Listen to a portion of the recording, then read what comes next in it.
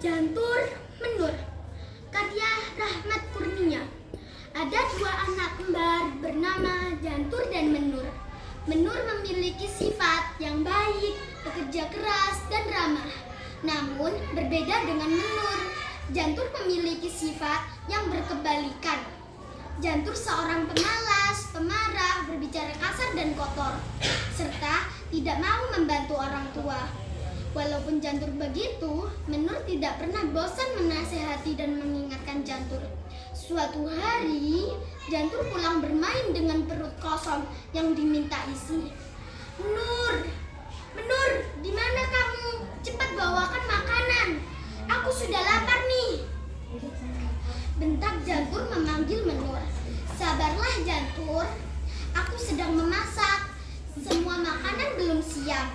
Tunggulah sebentar lagi, jawab Menur dengan lemah lembut. Nah, sambil menunggu, bagaimana kalau kamu membantuku membersihkan lantai? Nah, sambil menunggu, bagaimana kalau kamu membantuku membersihkan lantai? Ayah dan ibu akan segera pulang, lanjut Menur.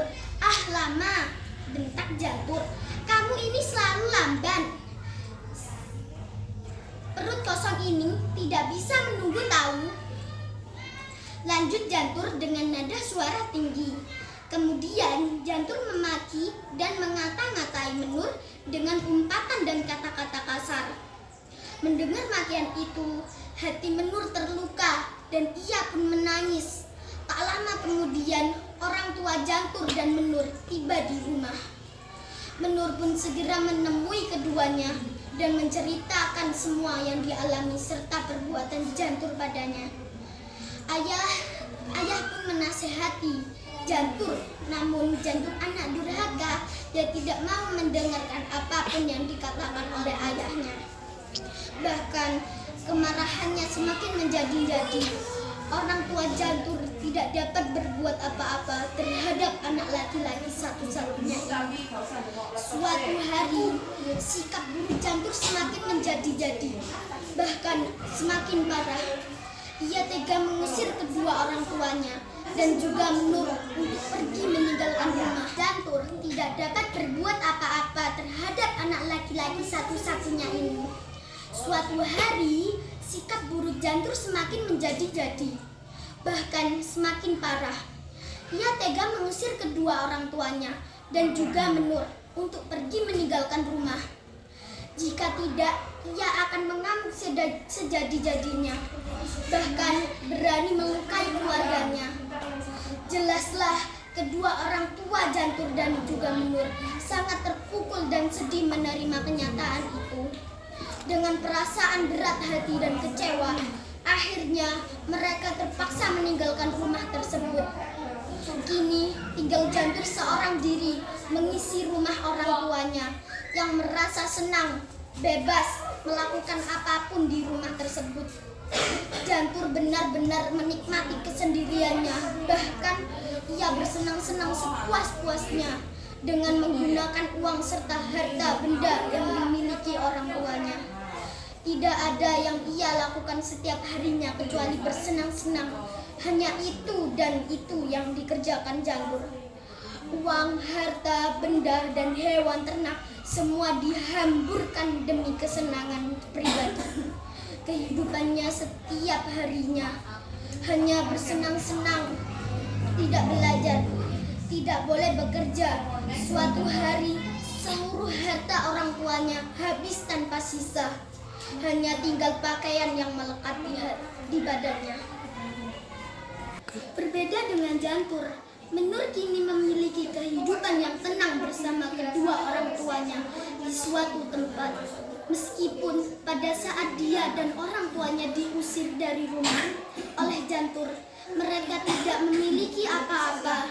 Namun karena rajin bekerja, maka tidak lama kemudian nasib pun mengubah segalanya. Kini mereka dapat tinggal di suatu rumah mewah, harta benda berkecukupan, serta memiliki bermacam hewan ternak. Menur dan kedua orang tuanya kini kembali hidup makmur. Lalu dengan nasib Jantur yang malas dan suka berfoya-foya. Akhirnya menggelandang, tidak punya harta satupun, apalagi rumah. Semuanya ludes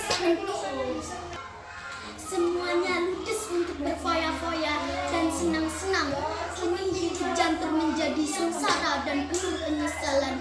Ditambah lagi penyakit kulit yang berupa bopeng-bopeng hitam di seluruh tubuhnya. Badan Jantur semakin kurus kering. Jantur tidak tahu harus pergi kemana. Tujuannya tidak terarah. Ia hanya berjalan tak tentu arah. Hingga suatu hari tiba di rumah baru orang tuanya. Kebetulan pada saat itu Nur sedang menyapu halaman rumah. Pada mulanya mereka tidak saling kenal.